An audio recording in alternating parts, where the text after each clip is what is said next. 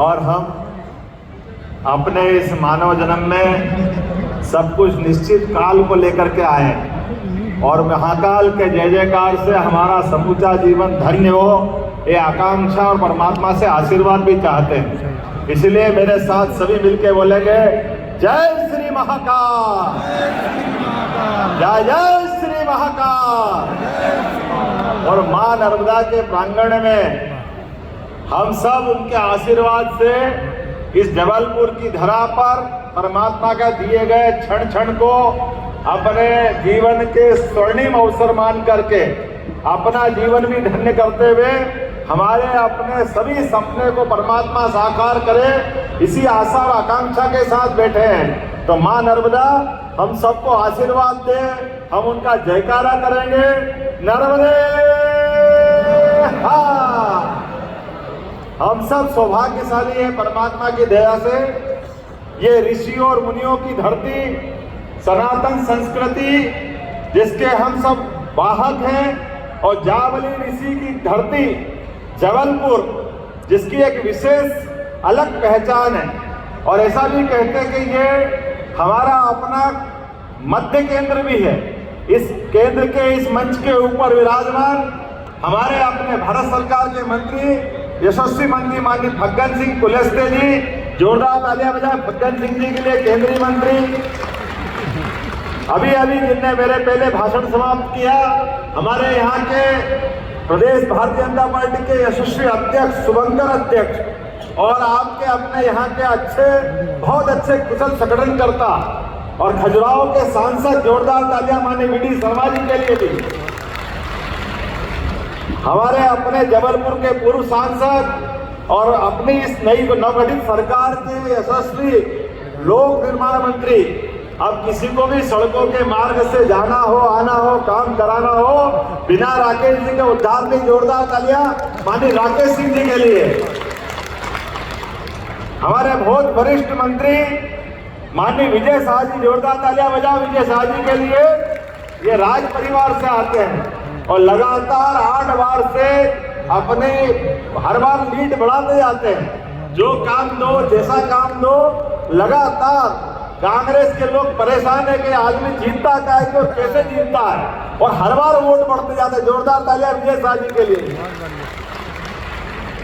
हमारी सांसद सुमित्रा वाल्मीकि दीदी के लिए जोरदार तालियां बजाओ, बहुत अच्छे, और अब तालियां बजते रहना चाहिए। हमारे पूर्व मंत्री और यशस्वी नेता, और जो काम दो उसको बहुत अलग अच्छे प्रकार से करने वाले हमारे सबके वरिष्ठ भी हैं, अजय बिश्नोई जी के लिए जोरदार तालियां अजय भाई के लिए। जो काम दो वो अलग प्रकार से करने के हमेशा एक विशेष पहचान बनाने वाले।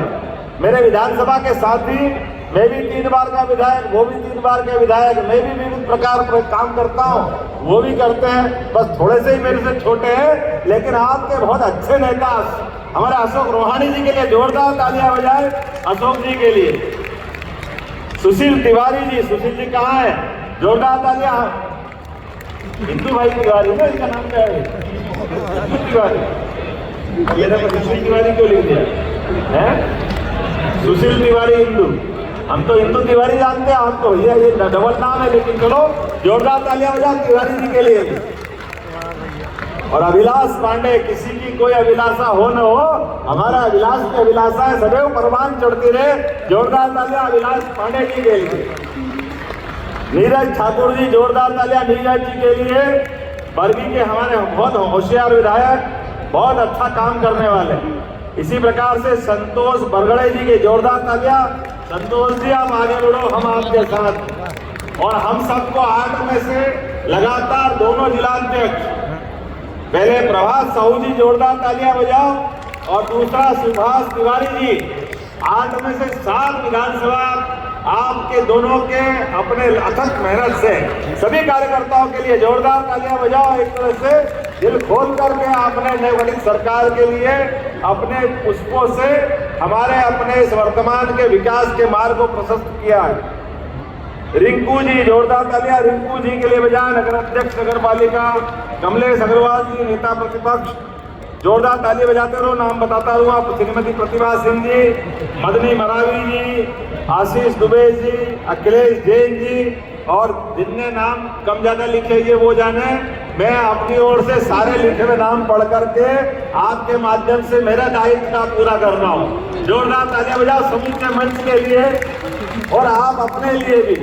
भाइयों और बहनों, पत्रकार साथियों, सम्मानित नागरिक बंधुओं, आज का दिन जबलपुर के इतिहास में कुछ अलग हटके है और वो अलग हटके इस नाते से भी है कि हमारे यशस्वी प्रधानमंत्री नरेंद्र मोदी जी के लिए जोरदार तालियां बजा करके हम उनका अभिनंदन करें, वंदन करें। एक ऐसा अद्भुत व्यक्तित्व नरेंद्र मोदी जी का, जिनके अपने नाम लेने मात्र से पूरे शरीर में रोमांच आ जाता है। हमारे को लगता है कि हाँ, कोई दुनिया में ऐसा नेता है जिसने भारत को कितनी ऊंचाई तक पहुंचाया। जोरदार तालियां माननीय नरेंद्र मोदी जी के लिए। अद्भुत कल्पनाशील, अद्भुत व्यक्तित्व के धनी, और जब जिधर निकल जाए जनता के लिए, वो तो मैं कहते हैं उनके शब्दों में प्रथम सेवक हूं मैं, लेकिन हमारे नेता है जिन्हें प्रधानमंत्री पद को इतना गौरवान्वित किया कि दुनिया के 200 से ज्यादा देश अगर किसी को सबसे ज्यादा सम्मान देते हैं, उनका नाम नरेंद्र मोदी है। ये हम सबके लिए सौभाग्य और गौरव की बात है। मुझे इस बात की भी प्रसन्नता है, माननीय मोदी जी हमारे अपने शपथ समारोह में आए और आने के बाद उन्होंने कहा कि मोहन जी, आपको काम करना है, लेकिन काम करने के लिए अपना आधार इस रूप में रखना है कि हमारा समूचा मध्य प्रदेश ये देश का सबसे अच्छा राज्य है। माननीय शिवराज सिंह जी ने इसको आगे बढ़ाया है, आप उसको और आगे बढ़ाते रहिए। लगातार काम करते करते अपने काम की धुरी का केंद्र हर जिला, हर गांव, हर गली, हर मोहल्ले तक जाना चाहिए। और मुझे इस बात का संतोष है कि हमने कहा कि हाँ भाई साहब, आपने कहा है तो हम अपने लिए सुशासन के ऐसे उच्चतम मापदंड स्थापित करने के लिए हमारे मध्य प्रदेश के वो गौरवशाली शख्सियत जिनके ऊपर हमको सम्मान के साथ अलग प्रकार का विचार आता है, ऐसे स्थान से हमारी कैबिनेट की शुरुआत करेंगे। मुझे प्रसन्नता इस बात की है कि रानी दुर्गावती जी वही एक नाम है जिनने लगातार अपने जीवन के प्रत्येक क्षण का देश की सेवा के लिए, देश के स्वाभिमान के लिए जोरदार तालियां बजाकर के रानी दुर्गावती का वो अप्रतिम शौर्य, पराक्रम, उनका अपना पुरुषार्थ और वो जिस प्रकार से जीवन जिया है, उनने जबलपुर को नहीं, गोंडवाना राज्य को नहीं, पूरे भारतवर्ष को गौरवान्वित किया, पूरे भारतवर्ष को।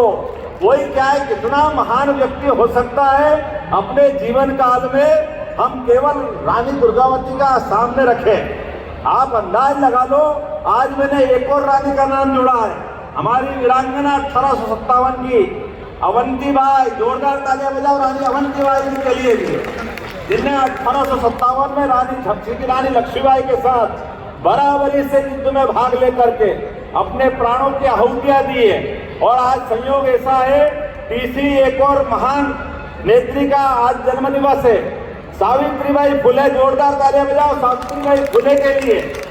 ये क्रमशः त्रिवेणी जिनके कारण से आज का दिन धन्य हुआ है। रानी दुर्गावती जितने युद्ध लड़े, एक भी युद्ध नहीं हारी, सारे के सारे युद्ध। और ये वो दुनिया के देशों को जवाब है जो कहते हैं कि हमारे यहाँ महिलाओं का सम्मान बढ़ाना चाहिए। अरे हमारे यहाँ की बहनों ने, महिलाओं ने, नारियों ने सदैव दुनिया के अंदर अद्वितीय उदाहरण पेश किया। वो उदाहरण झांसी की रानी लक्ष्मीबाई हो, वो उदाहरण रानी दुर्गावती हो, लगातार अवंतीबाई हो। आप बताओ, झांसी की रानी के पहले दुर्गावती, जिनने अकबर जैसे महान, पता नहीं जैसे महान कहा हुआ उनको, लेकिन वो ऐसी बड़ी सत्ता से लड़ने के लिए जिस प्रकार से उनने युद्ध लड़े, और तो और युक्ति बुद्धि से भी एक एक घटना उनकी कितनी अलग प्रकार की है। अकबर को लगा कि गोंडवाना पे कब्जा करना है, तो चालाकी से कूटनीति के माध्यम से एक सोने का पिंजरा भेजा और सोने के पिंजरे में तोता रख दिया, और यह संदेश था कि आप मेरी अधिसत्ता स्वीकार कर ले तो मैं आपके राज्य में कोई आक्रमण नहीं करूंगा। लेकिन रानी दुर्गावती, उन्होंने अपना जीवन का प्रत्येक क्षण देशभक्ति के लिए जिया। इसलिए उनने संकल्प किया कि अकबर तुम कितने भी ताकतवर क्यों नहीं हो, लेकिन भारत की नारियों को डरा नहीं सकते, दबा नहीं सकते, उनकी देशभक्ति पे प्रश्न नहीं खड़ा कर सकते। उन्होंने भी सोने का अपना थाल बनाया और सोने के थाल में एक हथियार भेजा। उन्होंने कहा ये नारियां इस हथियार की प्रतीक है, ये मर जाएगी लेकिन तेरे आगे झुकेगी नहीं। ऐसा अप्रतिम और अपना कूटनीति के माध्यम से जवाब देने का काम किसी ने किया है तो रानी दुर्गावती ने किया। और हम सबको मालूम है उनका वो आखिरी युद्ध, जिस युद्ध में उस समय के काल के प्रवाह में पहली बार तोपों का प्रयोग किया गया। उसके पहले तोप नहीं थी, लेकिन उस समय हाथियों से, घोड़ों से, तमाम प्रकार के युद्ध के सेना के सेनानायक अलग अलग प्रकार से युद्ध लड़ते हैं। लेकिन अकबर की सेना ने पहली बार तोप का प्रयोग करके उस युद्ध में अलग से कूटनीति करते हुए छल किया था। और छल का परिणाम रहा कि रानी दुर्गावती के लिए वो युद्ध का एक तरह से बहुत चुनौती वाला दिन था।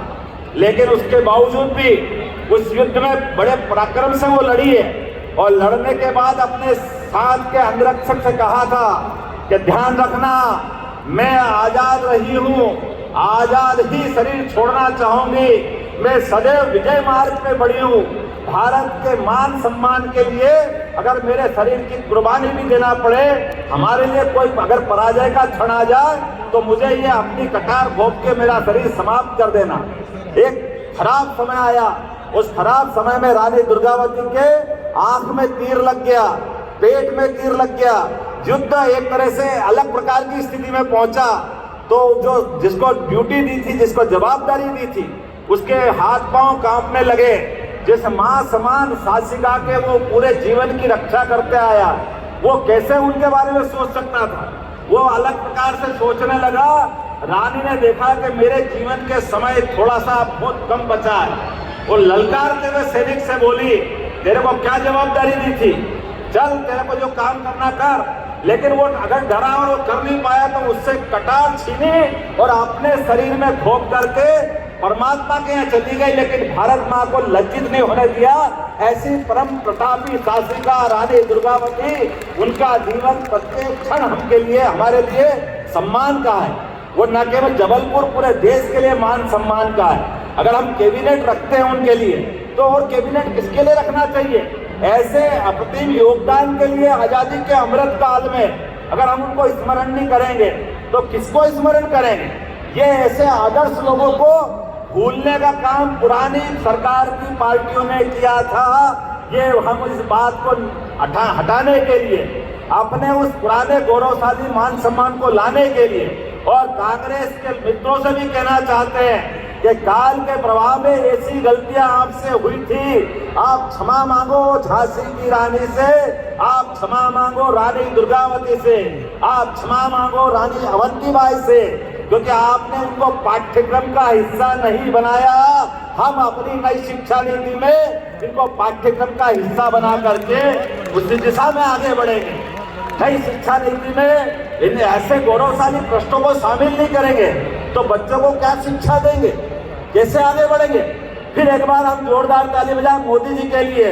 पिछले समय में 100 करोड़ से ज्यादा लागत के रानी दुर्गावती स्मारक का उनने भूमि पूजन किया था। वो पूरा प्रोजेक्ट तो हम करेंगे ही करेंगे, लेकिन आपको आश्वस्त करना चाहता हूँ, नई शिक्षा नीति में उस बात को भी हम रेखांकित करेंगे जिसमें रानी दुर्गावती, रानी अवंतीबाई और ऐसे सभी गौरवशाली जो महापुरुष हैं या रानियां हैं, उन सबको हम स्थान देने वाले हैं। आज के अवसर पर मैं आपके सामने, चूंकि ये हमारे लिए जिस जगह पे मैं खड़ा हूँ, अभी अभी हमने माननीय मोदी जी की बात कही, और मोदी जी के लिए बहुत अच्छा नारा हमारी सरकार ने बनने के पहले चला था कि एमपी के मन में मोदी और मोदी के मन में एमपी। इसलिए विकास के सभी कामों को मोदी जी लगातार आगे बढ़ाते रहे और आपका, हमारा सबका ये कारवां विकास के मामले में चलते रहे। तो आज के अवसर पर लोकार्पण के 400 करोड़ से ज्यादा 409 प्रकार के अलग अलग विकास कार्यों का आज हमने भूमि पूजन किया है। इसी जबलपुर के इस कार्यक्रम के माध्यम से जोरदार तालियां बजा करके नए विकास कार्यों के आप साक्षी बनिए। लगभग 14 लोकार्पण भूमि पूजन और भूमि पूजन 100 करोड़ की लागत से नेताजी सुभाष चंद्र बोस मेडिकल कॉलेज के लिए 100 सीट का नया इंफ्रास्ट्रक्चर डेवलपमेंट का काम करेंगे, जोरदार तालियां बजा करके एक दूसरे निर्माण कार्य के लिए। और 300 करोड़ की लागत से लगभग अलग अलग प्रकार के विकास कार्यों का आज हमने लोकार्पण किया है।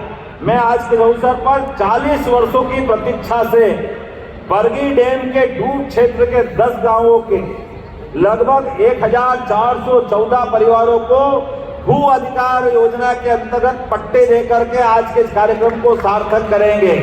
यशस्वी प्रधानमंत्री ने कहा है, हर गरीब के साथ सरकार खड़ी रहेगी, उनकी संवेदनाओं के हम साथी बनेंगे, उनके सुख दुख के लिए हमेशा हिस्सेदार बनेंगे। तो आज का कार्यक्रम उनके लिए भी है। राजस्व ग्राम में नहीं होने के कारण से आ रही परेशानियों के लिए भी हमने ये बड़ा कदम उठाया है कि वन ग्राम के अंदर भी जो कष्ट है उन कष्टों को मिटाना हमारी सरकार की जवाबदारी। आपको मालूम है, यहाँ इसी जबलपुर की धरती में 63 एकड़ भूमि पर IT पार्क का निर्माण हुआ है। माननीय अजय जी बता रहे थे थोड़ी छोटी मोटी जरूरतें हैं, लेकिन फिर भी 400 करोड़ का काम है। जोरदार तालियां बजाओ। हम बहुत जल्दी IT पार्क में भी आगे बढ़ेंगे, उस काम को भी पूरा करेंगे।